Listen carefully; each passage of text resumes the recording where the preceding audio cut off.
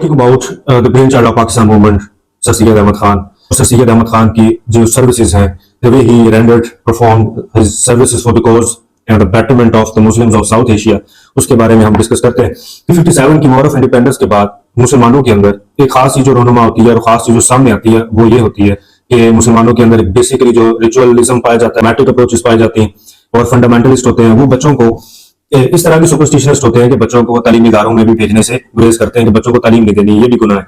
सैयद अहमद खान जो है वो इस रीजन को जानने के लिए, इस वजह को जानने के लिए एक कमेटी बनाते हैं। उस कमेटी का काम यही होता है कि ये पता किया जाए, ये जानकारी की जाए, ये मालूम किया जाए कि आखिर क्यों जो मुसलमान जो है अपने बच्चों को तालीमी इदारों में नहीं भेजते। और वो इन्होंने कमेटी बनाई जिसका नाम था ख्वाहिशतगारे तरक्की मुसलमानानी हिंद के नाम से इन्होंने ये कमेटी बनाई, जिसका काम यह था कि वो रीजन को फाइंड आउट करना था जिनसे ये पता चले कि मुसलमान क्यों अपने बच्चों को स्कूल नहीं भेजते। एक बहुत बड़ी landmark achievement on the part of sir Syed Ahmed Khan was the creation of the establishment of M O school 1875 के अंदर, 1875 के अंदर अलीगढ़ के अंदर कायम। इससे प्रॉपर जो है एक सिस्टमैटिक और एक रस्मी तालीम, फॉर्मल एजुकेशन का जो प्रोसेस है वो सर सैयद अहमद खान स्टार्ट करते हैं। स्कूल इंतहाई इंपॉर्टेंट होता है, इसका स्ट्रक्चर जो है, इंफ्रास्ट्रक्चर और सिस्टम जो होता है वो बड़ा एक आइडियल किस्म का होता है। इससे ऑक्सफोर्ड से पढ़े हुए लोग यहाँ पे आते हैं और इसका जो पहला प्रिंसिपल था सिडेंस के नाम से, वो बंदा भी ऑक्सफोर्ड यूनिवर्सिटी से ग्रेजुएट था, जो कि इसका पहला प्रिंसिपल बनता है। स्कूल को जो इल्हाक किया जाता है वो कोलकाता यूनिवर्सिटी से किया जाता है। हिस्ट्री, ज्योग्राफी, मैथमेटिक्स और लैंग्वेजेस, पर्शियन और अरबी का आगाज होता है स्कूल के अंदर। सर सैयद की नेक नीति और अनथक मेहनत से ये स्कूल जो है सिर्फ 2 साल बाद कॉलेज का दर्जा इख्तियार कर लेता है और ये एमयू स्कूल से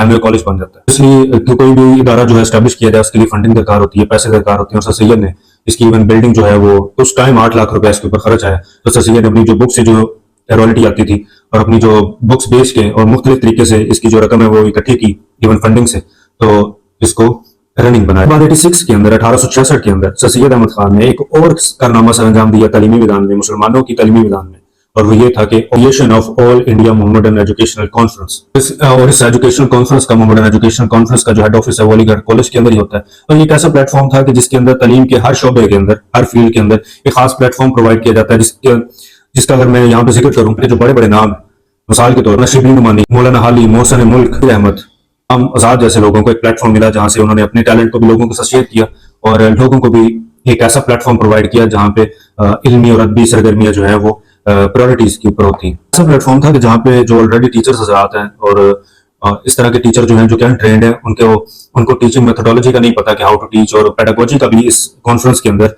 एहतमाम किया गया कि उनको भी ट्रेन किया जाता था। एजुकेशनल सर्विसेज के बाद सर सैयद अहमद खान का जो ज्यादा इंपॉर्टेंट रोल है वो है पॉलिटिकल सर्विसेज के अंदर, क्योंकि हम सब जानते हैं कि आफ्टर 1857 वॉर जो थी उसके अंदर मुसलमानों की जो हालत थी वो ज्यादा वॉन्ट ऑन थी और मुसलमान जो है अपनी जिंदगी की हर फील्ड के अंदर एक तरसली का और बैकवर्डनेस का जो शिकार थे और उनकी रहनुमाई के लिए कोई वहां पे लीडर नहीं था, उनको अच्छा गाइड करने के लिए, उनको राह दिखाने के लिए कि आप किस तरह अपने आप को बेहतर कर सकते हो।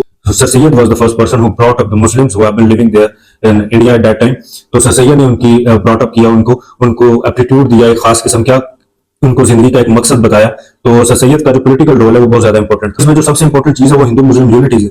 हिंदू मुस्लिम यूनिटी इसलिए इंपॉर्टेंट है क्योंकि उस टाइम मुसलमान और हिंदू दोनों ही महकूम थे।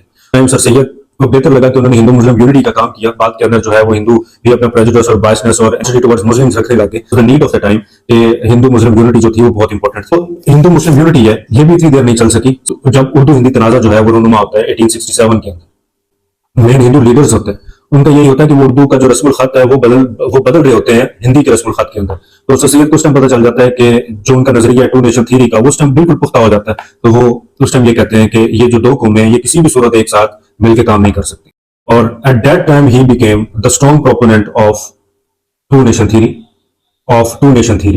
इसके साथ साथ सर सैयद वो पहले शख्स थे जिन्होंने खुलकर मुखालफत की इंडियन नेशनल कांग्रेस की। 1885 के अंदर कांग्रेस का क्याम होता है तो सर सैयद ने इसकी बहुत मुखालफत की। इसके जो कांग्रेस के उस टाइम ऑब्जेक्टिव्स थे, जो कांग्रेस के उस टाइम जो एम थे, उसकी भी बहुत ज्यादा मुखालफत की। तो सैयद ने इवन के जो कांग्रेस के पहले मुसलमान सदर बनते हैं जिनका नाम बदरुद्दीन तैयब जी होता है, तो उनके दरमियान जो उनकी जो कॉरेस्पॉन्डेंस होती है, खतों की दावत होती है, तो उसके अंदर भी सर सैयद अहमद खान ये कहते हैं कि 2 मुख्तलिफ कौमें, उनके तरीकाकार मुख्तलिफ है, रहन सहन के तरीकाकार मुख्तलिफ है, उनके ईमान मुख्तलिफ है, उनके मज़ाहिब मुख्तलिफ है, उनके कल्चर डिफरेंट है, उनकी खुराकें डिफरेंट है। तो अपनी इक्वल मुतालबात को वहां पे वो इन्वोक कर सकते हैं और किस तरह उसका हसूल कर सकते हैं। तो sir Syed from the very first day he was engaged the idea of Indian national Congress. Congress जो है उसके मुतालबात के अंदर कोई भी ये पॉइंट नहीं था कि वो मुस्लिम मेजोरिटी की बात करे या पर्टिकुलरली हिंदू मेजोरिटीज की बात करे। वो जनरल इलेक्शन को सपोर्ट करती थी। अब इंडिया के अंदर ऑब्वियसली उस टाइम ज्यादा आबादी जो है वो हिंदुओं की थी।